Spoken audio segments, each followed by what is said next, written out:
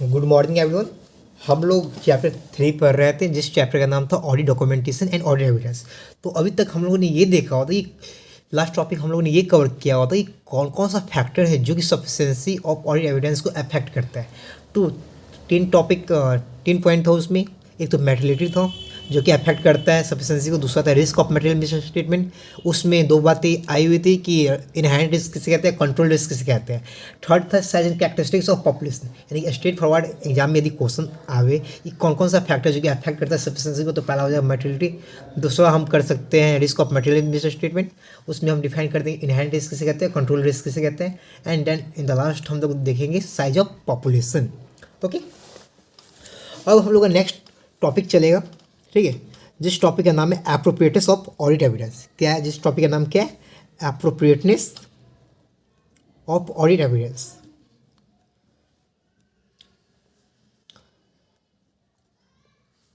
Of audit evidence. Clear है? तो हम लोगों ने ये देखा होता कि सफिशिएंसी किसको मेजर करते हैं। सफिशिएंसी क्वांटिटी को मेजर करते हैं और एप्रोप्रिएटनेस किस चीज़ को मेजर करते हैं, वो क्वालिटी को मेजर करते हैं। ओके, ये एप्रोप्रिएटनेस किसको मेजर करता है? Measures quality. ठीक है, यहाँ से एमसीक्यू आ सकते हैं कि सफिशिएंसी किस चीज़ को मेजर करता है और एप्रोप्रिएटनेस किस चीज़ को मेजर करता है। तो ये किसको मेजर करता है? ये क्वालिटी को मेजर करता है। ओके, तो एप्रोप्रिएटनेस कहने का मतलब क्या होता है? सिंपल मीनिंग में हम लोग ये लिखेंगे, appropriateness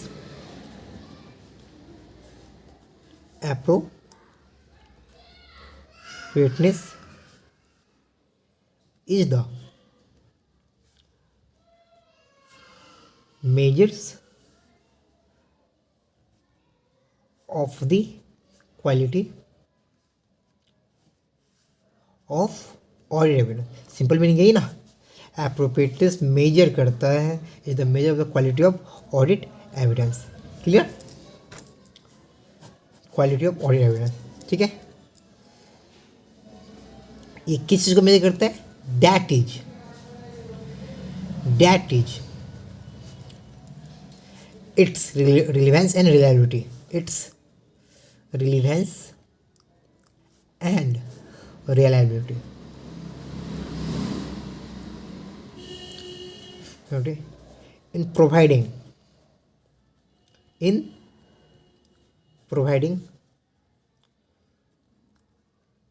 support of conclusion for the conclusion on which auditor's opinion is based. Auditors opinion is based. Clear है? देखो, एप्रोप्रिएटनेस सिंपल मीनिंग किसको मेजर करते हैं? एप्रोप्रिएटनेस क्या करता है? मेजर करता है quality of the audit evidence, quality of the audit evidence, that is it's relevance and reliability. Reliability हम तो डॉक्यूमेंट हम देखेंगे किस डॉक्यूमेंट को हम क्या रिलायबल मानेंगे या नहीं मानेंगे। ठीक है, in providing support for the conclusion on which auditor opinion. ये क्या होता है? सपोर्ट प्रोवाइड करते हैं एज ऑडिट एविडेंस, जिस पे ऑडिटर का ओपिनियन क्या होता है? बेस होता है, बेस होता है। क्लियर? देखो, अब हम लोग ये मानेंगे, रिलायबिलिटी देख रहे थे ना, रिलायबिलिटी देख रहे थे। ठीक है, ये कौन कौन से फैक्टर से अफेक्टेड होता है? Reliability of evidence is influenced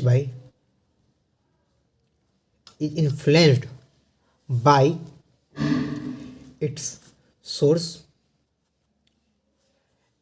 and by its nature. ठीक है, क्लियर? अब यहाँ तक सिंपल मीनिंग है और कुछ भी दिक्कत नहीं है। ठीक है, अब हमको ये देखना है, कि हम लोग यहाँ तक कोई इशू नहीं। अब यहाँ पे ये देखना है कि यहाँ पे एक स्टेटमेंट डिफाइन किया गया है, ऐसे 330 का कॉन्सेप्ट यहाँ पे लाया गया। ठीक है, किसका कॉन्सेप्ट लाया गया? ऐसे 330 का कॉन्सेप्ट। ये क्या बताता है? ये क्या बताता है, ये हमको ये बताता है कि ऑडिटर रिस्पॉन्सेज होगा किस चीज़ वहाँ पे रिस्क पता करने के बाद रिस्क वहाँ पे क्या क्या है। यानी इसका एक स्टेटमेंट यदि हेडिंग लिखा जाए तो क्या है, ये हेडिंग ऐसे डिफाइन किया गया है, the auditors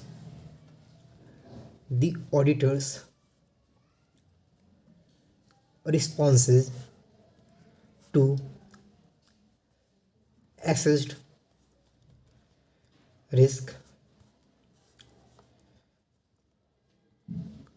requires the auditor to conclude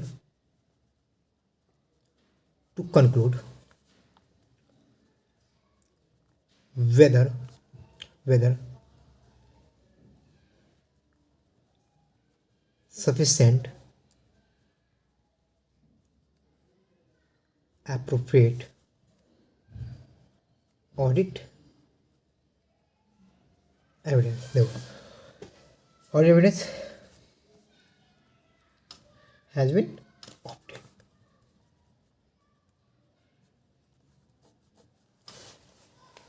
देखो ऐसे 330 ये डिफाइन करता है सिंपल में, ऑडिटर रिस्पॉन्स कर रहा है टू एसेस रिस्क के बारे में, रिक्वायर ऑडिटर क्या अगर कंक्लूड कर सके whether sufficient appropriate audit evidence has been obtained. यानी कि ऑडिटर के रिस्क के बारे में जानने की कोशिश करता है और उसके रिगार्डिंग में क्या करता है ऑडिटर्स क्या करता है ना, sufficient appropriate audit evidence opt करता है। ठीक है, यदि जहाँ पे sufficient appropriate audit evidence opt होता है वहाँ पे रिस्क क्या होता है, धीरे धीरे कम होता है। Whether sufficient appropriate audit evidence has been obtained, क्या हो रहा है ऑप्ट कर रहा है, has been obtained, whether sufficient appropriate audit evidence has been obtained to reduce audit risk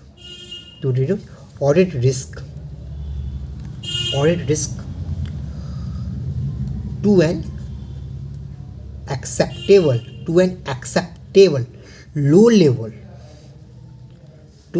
acceptable low level, whether क्या होता है सफिशिएंट एप्रोप्रिएट ऑडिट एविडेंस क्या होता है ऑप्ट किया गया टू रिड्यूस किस चीज़ के लिए, ऑडिट रिस्क को एक्सेप्टेबल लो लेवल तक लाने के लिए, ताकि वो इतना लो लेवल पे लेकर आ जाए उस रिस्क को, ताकि वो उस रिस्क को क्या एक्सेप्ट करे, यानी कि वो टॉलरेट कर सके उस रिस्क को। ठीक है, and thereby auditors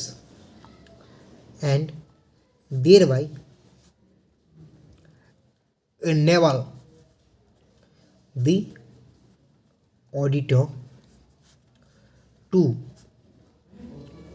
draw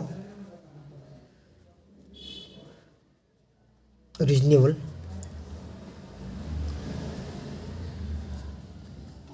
conclusion on which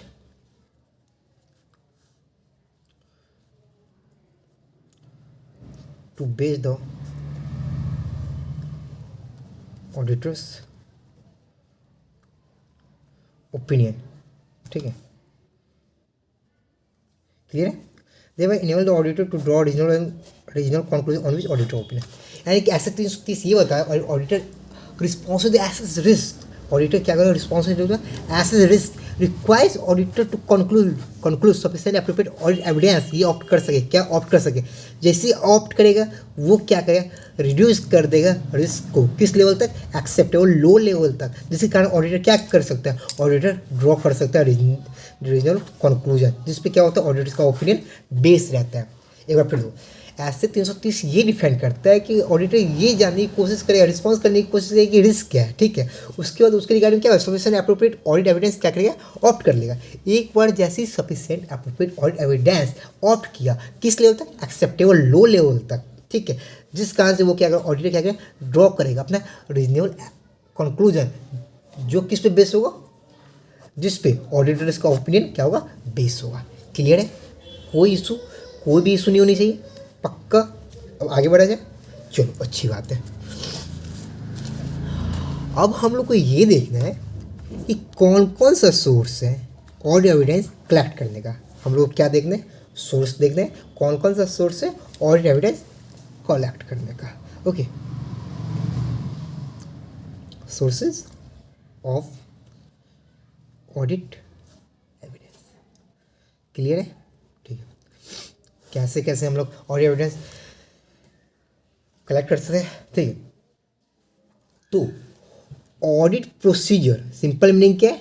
audit procedure यदि हम क्या करते हैं, परफॉर्म करते हैं, तो हम क्या कर सकते हैं? ऑडिट एविडेंस ऑप्ट कर सकते हैं कि नहीं?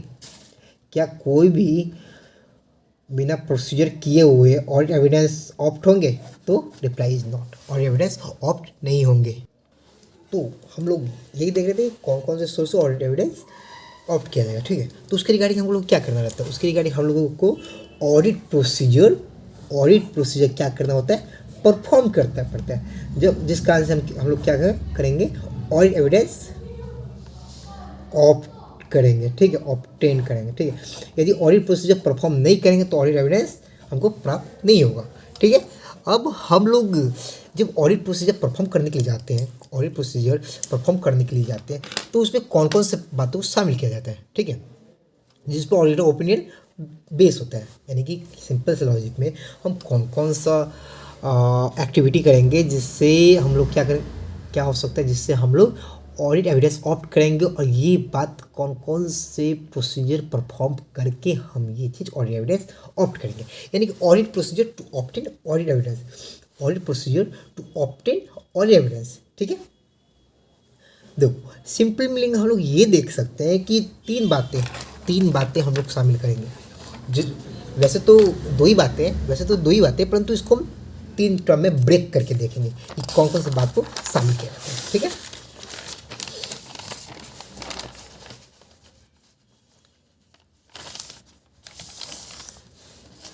चलो हम लोग देखते हैं। टॉपिक का नाम क्या है? हम लोग टॉपिक का नाम है ऑडिट एविडेंस।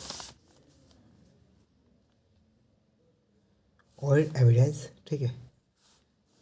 और इस ऑडिट एविडेंस को कैसे हम ऑप्ट करना, उसके रिगार्डिंग में टॉपिक का नाम है audit procedure to obtain audit evidence. Clear है?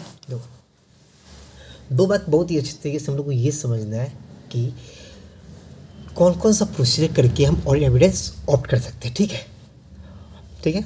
तो सबसे पहले ऑडिट एविडेंस ऑप्ट क्यों किया जाएगा? तो ऑडिट एविडेंस क्यों ऑप्ट किया जाता है? कंक्लूजन पे पहुंचने के लिए। ठीक है। कंक्लूजन पे पहुंचने के लिए ना ऑडिट प्रोसीजर क्या होता है, परफॉर्म किया जाता है। यही ना। तो हम लोग एक सिंपल सा टॉपिक क्या होता है, सिंपल सा हेडिंग इसको ऐसे लिखने की कोशिश करेंगे, सिर्फ समझाने के बेस के लिए। ठीक है। वो इस प्रकार से audit evidence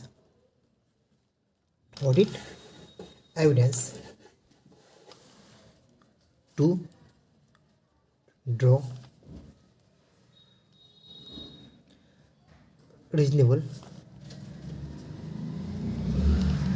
conclusion on which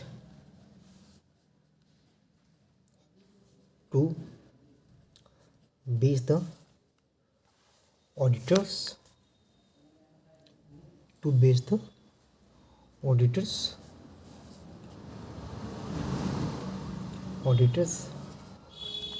opinion is obtained by performing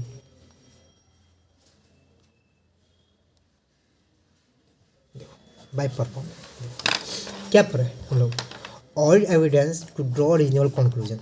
audit evidence क्या ड्रॉ करें? रीजनेबल कंक्लूजन, जिस पे ऑडिटर का ओपिनियन क्या होता है, बेस होता है। वो कैसे कैसे परफॉर्म किया जाएगा? दो तरीके से। रिस्क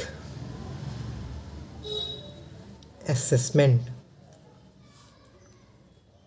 प्रोसीजर,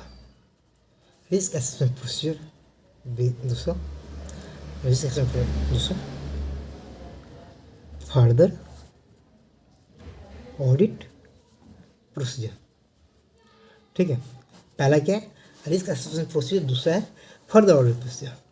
ये टॉपिक डिफाइन करता है ऐसे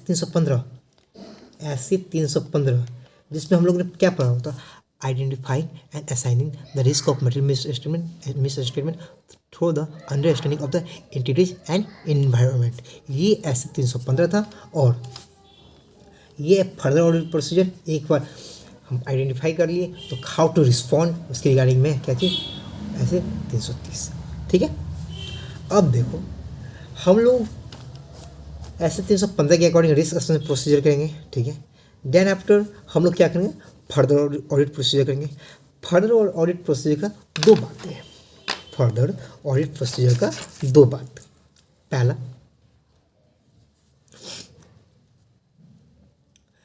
टेस्ट ऑफ कंट्रोल, पहला क्या टेस्ट ऑफ कंट्रोल। ठीक है, दूसरा क्या substantive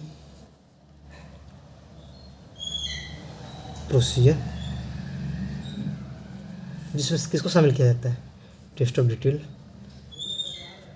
including test of details and substantive analytical procedure. देखो अब हम लोग ये देखते हैं कि हम लोग ऑडिट एविडेंस ऑप्ट कर रहे हैं। ठीक है, ऑडिट एविडेंस ऑप्ट करने के लिए दो प्रोसीजर किया गया है। एक तो रिस्क असेसमेंट प्रोसीजर जो डिफाइन करता है ऐसे 315, और दूसरा हम लोग क्या कर रहे हैं ऐसे 330 के further audit procedure. Further audit procedure में दो कॉन्सेप्ट, पहला टेस्ट ऑफ कंट्रोल, दूसरा सब्सटेंटिव प्रोसीजर। अब देखो टेस्ट ऑफ कंट्रोल हमको किस चीज़ के बारे में बताएगा, वो इंटरनल कंट्रोल के बारे में बताएगा। टेस्ट ऑफ कंट्रोल किसी के बारे में बताएगा, इंटरनल कंट्रोल के बारे में बताएगा। क्या इंटरनल कंट्रोल के बारे में क्या होगा बताए, ये ऑपरेटिंग कर रहा है किस तरीके से, इफेक्टिवनेस तरीके से कि नहीं, इफेक्टिवनेस तरीके से कर रहा है कि नहीं, कहाँ एंटिटी के अंदर, विद इन द एंटिटी के अंदर ये कंट्रोल अच्छे तरीके से हो रहा है कि नहीं हो रहा है, इसके रिगार्डिंग में ये टेस्ट ऑफ कंट्रोल का कॉन्सेप्ट है। ओके, तो हम लोग ने ये देखा कि ऑडिट एविडेंस दो तरीके से कलेक्ट किए जाते हैं। ठीक है, एक या तो रिस्क असेसमेंट प्रोसीजर अप्लाई करके या फर्दर ऑडिट प्रोसीजर अप्लाई करके। फर्दर ऑडिट प्रोसीजर में फिर दो बातें, टेस्ट ऑफ कंट्रोल और टेस्ट ऑफ डिटेल्स। ठीक है, तो हम लोग इस कॉन्सेप्ट को जानने के लिए बड़ा सिंपल सा एक फंडा है। ठीक है, बड़ा सिंपल सा एक फंडा है। ठीक है, उस फंडा को हम समझते हैं। ठीक है, इससे आपका क्या होगा ना, ये भी क्लियर हो जाएगा, ये भी क्लियर हो जाएंगे, इसके अंदर ये कॉन्सेप्ट दोनों कॉन्सेप्ट क्लियर हो जाएंगे। चलो आपसे पैसेंस से देखिए, आपका सारा कॉन्सेप्ट क्या हुआ, टू द पॉइंट क्लियर हो जाएगा। ठीक है, हम लोग सिंपल से ये देखेंगे कि सिस्टम कितने टाइप्स के होते हैं, यानी कि सिस्टम होता है क्या। दो सबसे पहले हम लोग क्या देखेंगे, सिस्टम।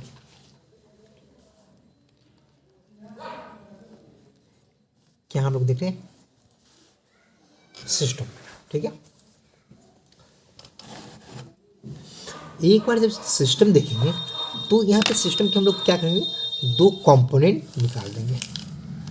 कितने कंपोनेंट, दो कंपोनेंट। एक कंपोनेंट हो जाएगा इंटरनल कंट्रोल सिस्टम, दूसरा कंपोनेंट हो जाएगा अकाउंटिंग सिस्टम। पहला सबसे पहले हम लोग क्या देखें कि सिस्टम कितने टाइप्स के, दो टाइप्स के। एक कौन सा सिस्टम हो गया, एक हो गया इंटरनल कंट्रोल सिस्टम, दूसरा हो गया अकाउंटिंग सिस्टम। ठीक है, अब देखो इंटरनल कंट्रोल सिस्टम क्या करता है और अकाउंटिंग सिस्टम क्या करता है। तो इंटरनल कंट्रोल क्या होता है, विद इन द ऑर्गेनाइजेशन लगाया जाता है। विद इन द ऑर्गेनाइजेशन लगाया जब जाता है तो उसका एक मोटिव होता है कि जो भी ऑपरेशन हो रहा है वो इफेक्टिव मैनर में हो रहा है कि नहीं हो रहा है, इसी को क्या करता है, वो इंश्योर करता है। इंटरनल कंट्रोल मीनिंग समझो, इंटरनल कंट्रोल क्या करता है, एंटिटी के अंदर सारा काम जितना भी ऑपरेशन हो रहे हैं वो इफेक्टिव रूप से हो रहे हैं कि नहीं हो रहे हैं, इसी को क्या करता है, वो इंश्योर करता है। ओके, तो हम लोग का टॉपिक क्या बना, टू इंश्योर, क्या करते हैं, to ensure that all operation that all operation including accounting are carried out in effective manner, clear है। यानी कि इंटरनल कंट्रोल में क्या इंश्योर करता है कि जितना भी ऑपरेशन हो रहा है वो क्या हो रहा है, इफेक्टिव मैनर में हो रहा है कि नहीं हो रहा है, ये चीज़ को बताता है। Okay, clear. अब एक काउंटिंग सिस्टम क्या बताता है, एक काउंटिंग सिस्टम ये बताता है बाय विच, एक काउंटिंग सिस्टम बताता है जिस by which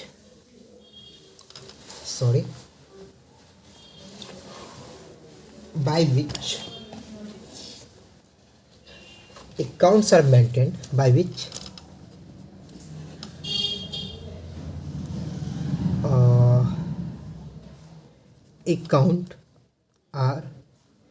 account are maintained and finally financial statement are prepare. ठीक है, इसमें क्या करते हैं, देखो इंटरनल कंट्रोल में ये देखते हैं कि ऑपरेशन अच्छी तरीके से हो रहे कि नहीं, ऑपरेशन इफेक्टिव रूप से हो रहे कि नहीं हो रहे। और दूसरा अकाउंटिंग सिस्टम हमको ये बताता है कि जो भी फाइनेंशियल स्टेटमेंट जो भी है, ठीक है, वो प्रिपेयर हुए कि नहीं हुए, मेंटेन हुए कि नहीं हुए, इस चीज़ को बताता है। ठीक है, अब हम लोग को ये देखते हैं कि ये तो सिस्टम कितने टाइप्स के, सिस्टम दो टाइप्स के, एक इंटरनल कंट्रोल सिस्टम, एक अकाउंटिंग सिस्टम। अब हमको ये देखना है कि कौन कौन से प्रोसीजर अप्लाई किया जाता है, यानी कौन से प्रोसीजर अप्लाई किया जाता है। क्लियर है, कोई इशू नहीं। अब देखो प्रोसीजर दो टाइप्स के होते हैं, यानी कौन सा प्रोसीजर अप्लाई किया जाएगा किस चीज़ के रिगार्डिंग, ऑडिट एविडेंस ऑप्ट करके ये पता कर सके कि यहाँ पे सही तरीके से sufficient appropriate audit evidence opt करके यहाँ पे ऑपरेशन सही तरीके से हो रहे हैं कि नहीं हो रहे हैं। तो यही बात को हमको क्या करते हैं, प्रोसीजर अप्लाई करते हैं। ठीक है, प्रोसीजर कितने टाइप्स के, प्रोसीजर होते हैं दो टाइप्स के। एक कौन सा प्रोसीजर, एक होता है रिस्क असेसमेंट प्रोसीजर। क्लियर है, पहला क्या है, रिस्क असेसमेंट प्रोसीजर। ठीक है,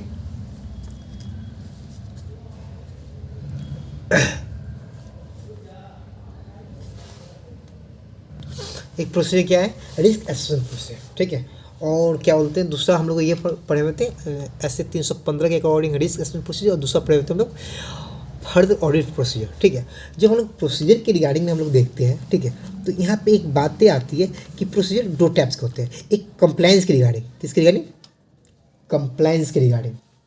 ओके, कंप्लायंस प्रोसीजर। ठीक है, या इसको ही हम कहते हैं ऑब्लिक टेस्ट ऑफ कंट्रोल।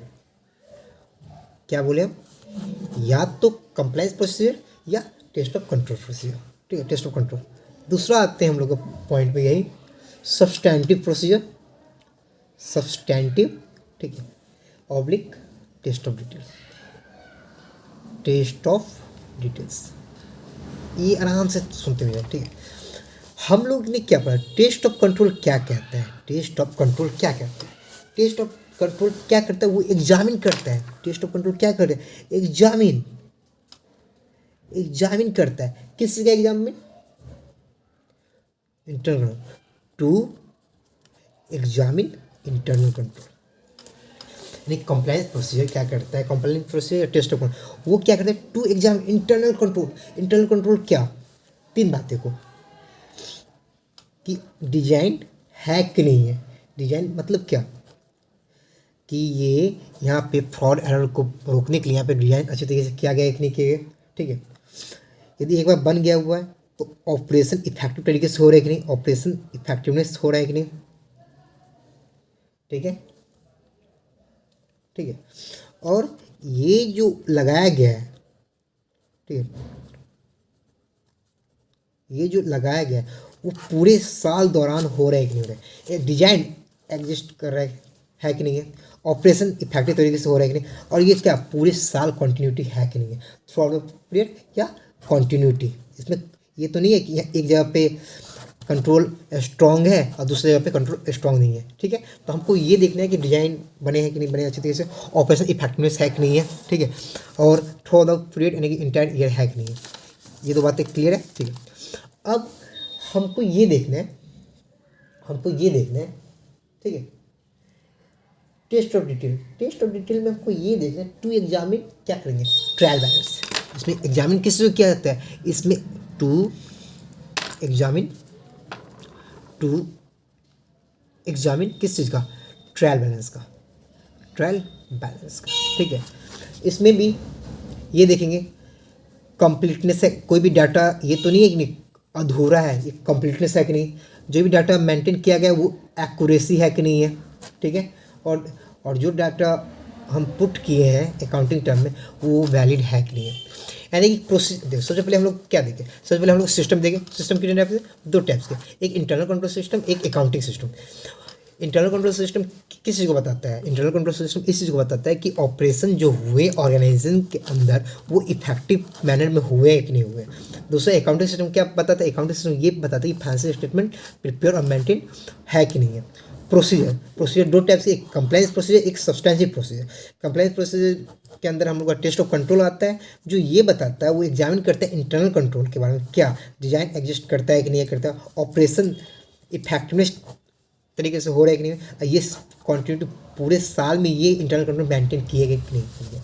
अब आते हैं सब्सटेंटिव प्रोसीजर, जो कि टेस्ट ऑफ डिटेल डिफाइन करता है, वो एग्जामिन करता है क्या, trial balance regarding. Trial balance में क्या कि कोई भी ट्रांजैक्शन लिया गया है वो कंप्लीट है कि नहीं है, कंप्लीटनेस है कि नहीं है। दूसरा वो एक्यूरेसी मेंटेन कर रहा है कि नहीं, और जो ट्रांजैक्शन लिया गया है वो वैलिड है या नहीं है। तो हम लोग का प्रोसीजर के अंदर दो बातें आई, तो ठीक है, यहाँ तो कोई इशू, बढ़िया है, कोई इशू नहीं होनी चाहिए। तो हम लोग ये देख रहे थे audit procedure to obtain audit evidence. तो वो तो दो मैनर में कर रहे थे। पहला क्या था, पहला था रिस्क असेसमेंट प्रोसीजर ना, यही ना, पहला क्या था, रिस्क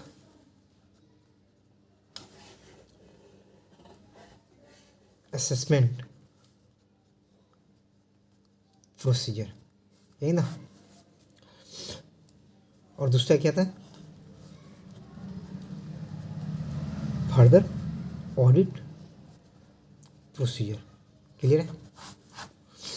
अब चलो हमको डिफाइन क्या करना है, इसको रैप के तौर पे पढ़ सकते हैं, इसको हम रैप के तौर पे पढ़ सकते हैं, इसको हम फैप के तौर पे पढ़ सकते हैं। ओके, तो एग्जाम में लिख के मत आना कि इसको रैप फैप, ऐसे नहीं, आप पूरा डिफाइन करके आओगे रिस्क असेसमेंट प्रोसीजर, ठीक है। रिस्क असेसमेंट प्रोसीजर किसे कहते हैं, देखो risk assessment procedure refers to the, one minute, risk assessment procedure refers to the audit procedure performed to obtain and understanding of the entity. हमको किसके बारे में जानना है, ऑर्गेनाइजेशन के बारे में जानना है और उसके वातावरण के बारे में जानना है, एंड इट्स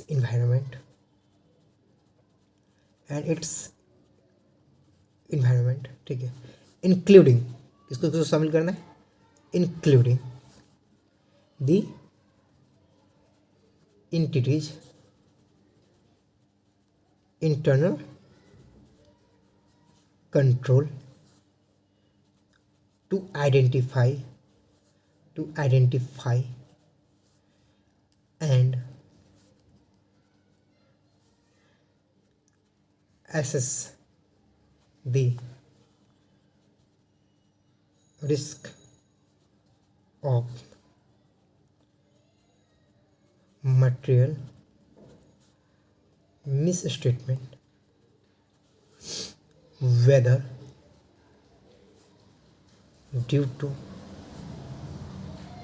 फ्रॉड और error at the financial statement and assertion level। देखो यहाँ से 2-3 एमसीक्यू आराम से आ सकते हैं एक बार में। यदि ये यहाँ से 2 मार्क्स के भी एमसीक्यू बनने के चांसेस है, 1 मार्क के भी एमसीक्यू बनने के चांसेस। देखो रिस्क असेसमेंट प्रोसीजर का डायरेक्ट स्ट्रेट फॉरवर्ड डिफिनेशन लिख दिया जाएगा, ठीक है। रिस्क असेसमेंट प्रोसीजर का डायरेक्ट स्ट्रेट फॉरवर्ड डिफिनेशन लिख दिया जाएगा करेक्ट इनकरेक्ट में, और उसमें ये सारे बात शामिल कर दिए जाएंगे।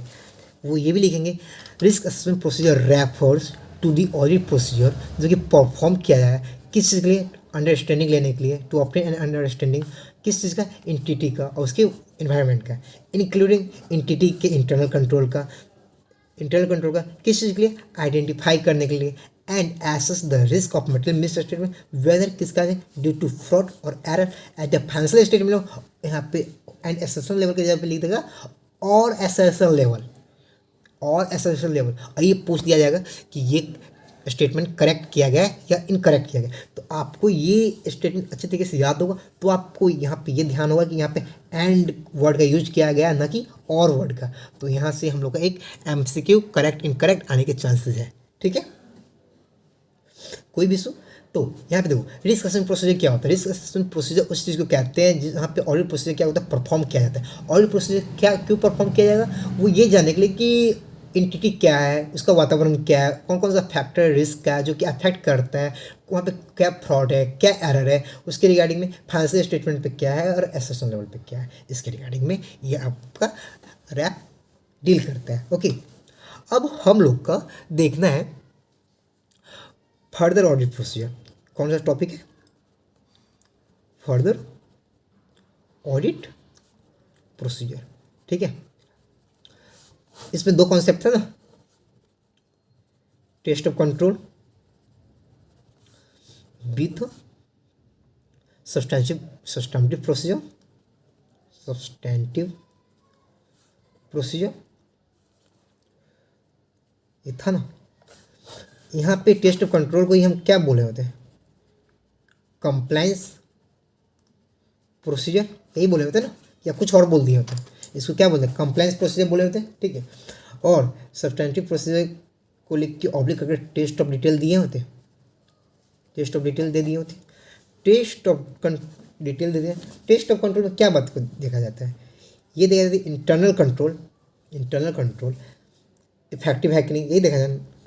टू एग्जामिन इंटरनल कंट्रोल किस चीज़ के रिगार्डिंग, डिजाइन जो किया गया बनाया गया एरर को रोकने के लिए वो क्या है या नहीं, ऑपरेशन जो हो रहे हैं ऑपरेटिंग इफेक्टिवनेस तरीके से हो रहा है कि नहीं हो रहा है, ठीक है। और ये कॉन्टिन्यूटी है कि नहीं है, पीरियड, यानी कि क्लियर है, ठीक है।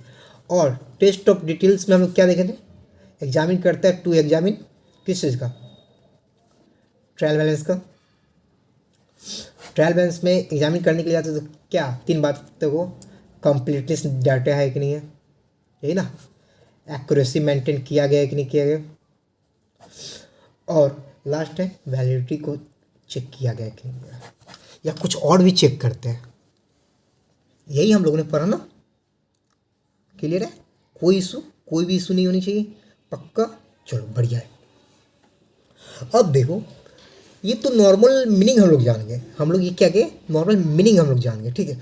अब इसको देखो कैसे लिखा गया है, इसको ऐसे लिखा गया, टेस्ट ऑफ कंट्रोल किसे कहते हैं, टेस्ट ऑफ कंट्रोल को डिफाइन किया गया ऐसा ऑडिट प्रोसीजर जो डिजाइन किया जाता है इवैल्यूएट करने के लिए ऑपरेटिंग इफेक्टिवनेस ऑफ कंट्रोल किस चीज़ के लिए, ताकि वो फ्रॉड और एरर को रोक सके, उसको डिटेक्ट कर सकते, यदि वो डिटेक्ट हो चुका है तो उसको क्या कर सके, करेक्ट कर सके, किस लेवल पे, एसेसन लेवल पे, किस लेवल पे, एसेसन लेवल, क्लियर। और हम लोग का ये देखना है कि सब्सटेंशियल ऑडिट प्रोसीजर, तो हम लोग को ऑडिट एविडेंस ऑप्ट करना था, जिसमें या तो रिस्क असेसमेंट प्रोसीजर के अकॉर्डिंग या फर्दर ऑडिट प्रोसीजर के अकॉर्डिंग। तो हम लोग रिस्क असेसमेंट प्रोसीजर में हम लोग देखे हुए थे कि कैसे कैसे ऑडिट एविडेंस ऑप्ट किया जाता है, और दूसरे टॉपिक में हम लोग देखे हुए थे कि कैसे कैसे फर्दर ऑडिट प्रोसीजर में टेस्ट ऑफ कंट्रोल के थ्रू और सब्सटेंशियल प्रोसीजर के अकॉर्डिंग ऑडिट एविडेंस ऑप्ट किया जाता है। ठीक है, टेस्ट ऑफ कंट्रोल में हम लोगों ने टॉपिक ये देखा होता है इंटरनल कंट्रोल को वहाँ पे इवैल्यूएट एग्जामिन किया जाता है कि डिजाइन एग्जिस्ट किया गया है कि नहीं किया गया है, ऑपरेशन इफेक्टिव तरीके से हो रहा है कि नहीं हो रहा है, और वो क्वांटिटेटिव पूरे साल इंटरनल कंट्रोल मेंटेन किया गया है कि नहीं किया गया ऑर्गेनाइजेशन में। अब दूसरा पॉइंट हम लोग का आता है test of detail. Test of detail में हम लोग को क्या चेक करना होता है, ट्रायल बैलेंस के रिगार्डिंग। वो ये चेक करता है कोई भी ट्रांजैक्शन जो रिकॉर्ड किया गया वो कंप्लीट है कि नहीं है, एक्यूरेसी मेंटेन किया गया कि नहीं किया गया, और वैलिडिटी मेंटेन किया गया या नहीं किया। अब हम लोग का नेक्स्ट टॉपिक चालू होगा हम लोग का नेक्स्ट क्लास में। Thank you so much.